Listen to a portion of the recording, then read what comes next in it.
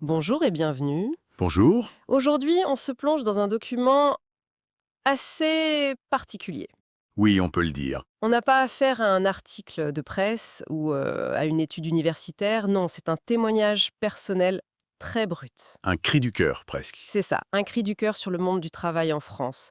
Le langage est direct, parfois très cru, rempli de métaphores et chargé d'une colère vraiment palpable. Contre les entreprises, contre des institutions comme France Travail, oui. Et notre objectif, hein, ce n'est pas de juger, Non, surtout pas. ou de valider ce point de vue, c'est vraiment de plonger dedans pour essayer de comprendre ce qui se cache derrière ce sentiment de déshumanisation et cette critique féroce du système. Oui, et c'est important de le préciser, ça. La valeur de ce texte, elle n'est pas dans son objectivité, mais dans son honnêteté viscérale, je dirais. Hum, hum. C'est une expression sans filtre, de la frustration, de la colère.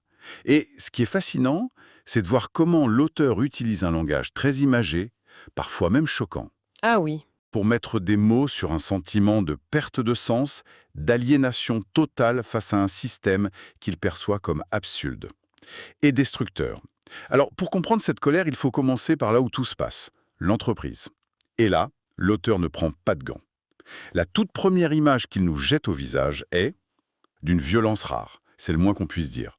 Je cite. Maintenant, dans les entreprises, on utilise les gens comme du papier cul. Oula. Et il continue. Il se torche le cul avec un intérimaire de préférence, et ensuite on le jette dans les chiottes remplies de merde. C'est... euh, c'est direct, quoi.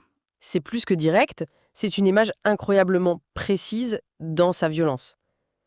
Il ne dit pas juste on est jetable, non, Le papier cul, c'est l'idée d'être utilisé pour une tâche sale, dégradante, et d'être ensuite jeté sans la moindre considération, comme un déchet souillé. La déshumanisation est totale. Et le fait qu'il précise un intérimaire, ça ancre immédiatement cette violence dans la réalité très concrète de la précarité du travail. c'est ça, on n'est pas du tout dans l'abstrait. Mais il ne s'arrête pas là. Il y a un autre concept qui est peut-être encore plus glaçant. C'est celui de l'uniformisation. L'uniformisation à outrance. Ah oui, les clones. Les clones, les photocopies, les pièces interchangeables, pour arriver à cette image terrible de l'entreprise machine. Exactement. Et cette entreprise machine, ce n'est pas anodin comme terme. Ça fait directement écho aux critiques du taylorisme du début du XXe siècle. On pense à Chaplin dans les temps modernes. Bien sûr, Sauf qu'ici, l'auteur suggère qu'on est passé à l'étape supérieure. Ce n'est plus seulement le geste qui est mécanisé, c'est l'individu tout entier. On ne demande plus à quelqu'un de faire un geste répétitif, on lui demande d'être une pièce de rechange. d'être en rouage. Voilà, il utilise cette métaphore. Les gens sont transformés en roues crantées et ils doivent avoir, je cite, la même taille que la roue d'avant qui s'est cassée. Et cette idée, il la met en scène d'une façon complètement grotesque. Il y a cette anecdote sur le chef d'équipe. Le singe avec une case en moins dans son cerveau. C'est ça, la scène semble sortie d'une BD satirique. Ce chef qui prend la nouvelle roue, donc la nouvelle personne, et qui tape dessus avec un maillet pour la faire rentrer au même endroit, C'est violent. en hurlant «C'est du toga!» avec un air de débile mental. Au-delà de la violence, qu'est-ce que ça nous dit? Que le système est non seulement cruel, mais aussi complètement stupide. C'est précisément ça. L'attaque est double. Le maillet, c'est la brutalité de l'intégration forcée, le refus de toute nuance. Mais la description du chef, c'est une critique de la bêtise de la hiérarchie.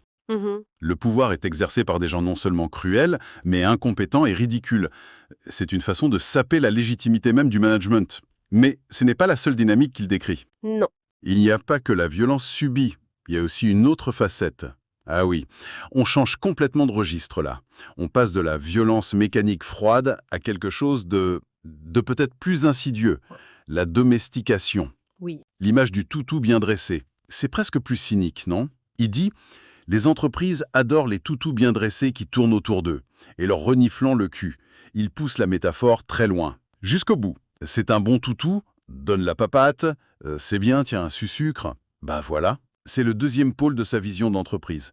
Soit la machine te broie pour que tu rentres dans le moule, Soit tu te soumets. soit tu deviens l'animal de compagnie de la machine qui se soumet en échange d'une récompense dérisoire. Dans les deux cas, l'humanité, l'autonomie, la dignité, tout disparaît. Il n'y a pas d'alternative saine. C'est un monde sans issue, en fait. Exactement. Et ça pose une question logique. Si tu es broyé, éjecté par cette machine, où est-ce que tu atterris? Et la réponse qu'il donne, c'est France Travail. Alors on pourrait s'attendre à une bouée de sauvetage, à un lieu de reconstruction, Ce serait logique. mais pour lui, c'est comme sauter de la poêle pour tomber dans le feu. Sa description du personnel est sans appel, complètement incompétent.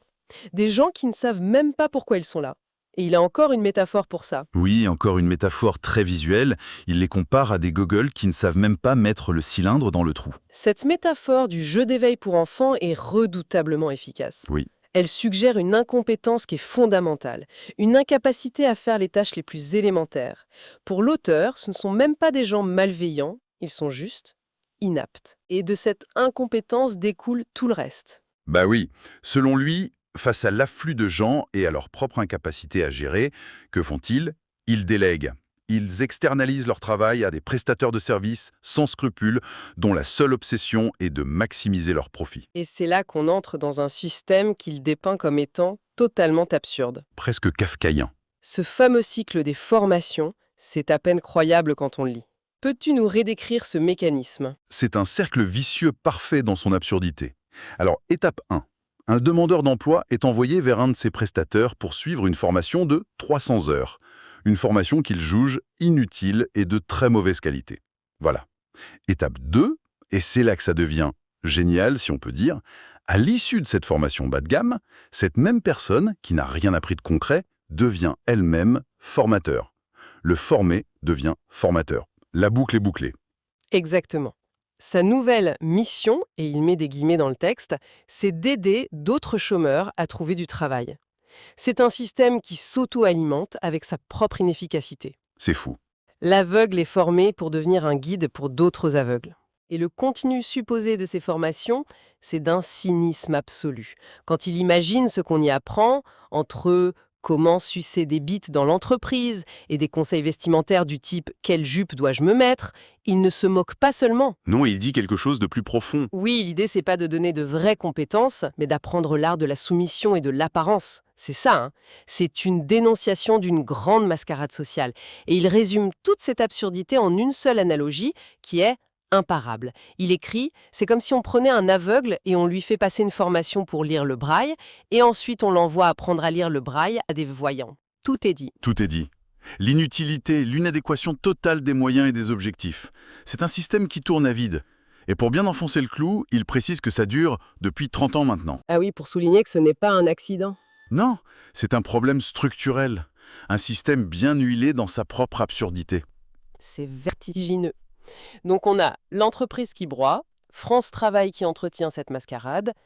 On pourrait penser qu'on a fait le tour des coupables, mais non. Non. Pour l'auteur, il y a un responsable au-dessus de tout ça, le chef d'orchestre. Oui, et c'est là que sa vision devient totalement systémique. On pourrait même dire qu'elle flirte avec une forme de paranoïa organisée. Ah oh bon? Le coupable ultime, celui qui tire les ficelles, c'est l'État. Selon lui, les entreprises qui broient les gens ne sont pas des électrons libres, elles sont protégées par l'État français. Et là, l'accusation change complètement de nature. On n'est plus dans la critique sociale, la dénonciation de l'absurdité. On bascule dans l'accusation criminelle. Carrément. Je cite l'État demande du sang, de broyer les gens, de les pousser au suicide. Il ajoute même que l'État paye pour ça et encourage les psychopathes sanguinaires. C'est d'une gravité extrême. C'est le point de bascule de tout le texte. Le système n'est plus dépeint comme simplement défaillant ou incompétent, il est décrit comme intentionnellement malveillant. Oui. C'est une vision du monde où le contrat social est fondamentalement rompu, où les institutions censées protéger sont en réalité des prédateurs. C'est une vision extraordinairement sombre, mais qui explique la radicalité de sa conclusion. Justement cette conclusion. Face à un système perçu comme un monstre meurtrier, que faire? Sa réponse est à la hauteur de son diagnostic. Le rejet, total et absolu. Il refuse tout en bloc. Il refuse de se conformer à cette société de malades mentales. Il refuse de devenir un esclave docile qui mange de la merde. Et ce qui est fascinant, c'est qu'il rejette aussi la force de l'habitude, de la normalité. Il dit qu'il refuse de le faire juste parce que eux, ils le font. Leurs parents le font aussi, et leurs enfants aussi, que c'est normal et bien. C'est un refus de l'héritage de la soumission, une rupture avec la transmission intergénérationnelle d'un mode de vie qu'ils jugent indigne. Mais bon, si on refuse ça, quelle est l'alternative? Et c'est là que son propos prend une direction assez surprenante. Oui, la solution qu'il envisage n'est pas collective. Il ne parle pas de révolution, de lutte syndicale ou de réforme du système. Non, pas du tout. Sa solution, c'est une évasion purement individuelle, par le haut. Son rêve, c'est de devenir riche. Totalement libre. Oui, totalement libre pour s'extraire de cette prison mentale. Il dit vouloir écouter les multimillionnaires et non les pauvres. C'est un retournement assez paradoxal, non? Hmm. Après avoir passé tout son temps à décrire les souffrances des exploités, la seule solution qu'il voit, c'est de rejoindre le camp des très riches. On peut le voir comme un paradoxe, ouais. Comme la seule issue logique dans la vision du monde qu'il a construite. Si tout le système est une prison, on ne cherche pas à réaménager sa cellule, on cherche à s'évader. Vu comme ça. Et dans notre société, l'argent est souvent perçu comme la clé ultime, l'outil qui permet de s'affranchir des règles qui s'appliquent aux autres. Il ne veut plus changer les règles du jeu, il veut simplement arrêter d'y jouer. Quitter le plateau. Voilà, c'est une quête de salut individuel. Et tout ce cheminement, toute cette colère, cette analyse, ce rejet, tout ça, ça culmine en une seule question finale, écrite en majuscule comme un cri. Une question qui résume tout son désarroi. C'est moi qui ai un problème? Sérieusement? Cette question, elle résonne. Ah oui, elle résonne longtemps après avoir lu le texte. Elle résume tout. Cette solitude de celui qui a l'impression d'être le seul à voir la folie du monde. Elle est fondamentale. C'est le retournement de la culpabilité. D'habitude, le système tend à individualiser l'échec. Si tu ne t'intègres pas, si tu souffres, c'est que c'est de ta faute. C'est que tu as un problème. Et lui, il prend cette logique et la renvoie violemment à l'expéditeur. Et si ce n'était pas moi, l'individu, le problème, mais la société tout entière?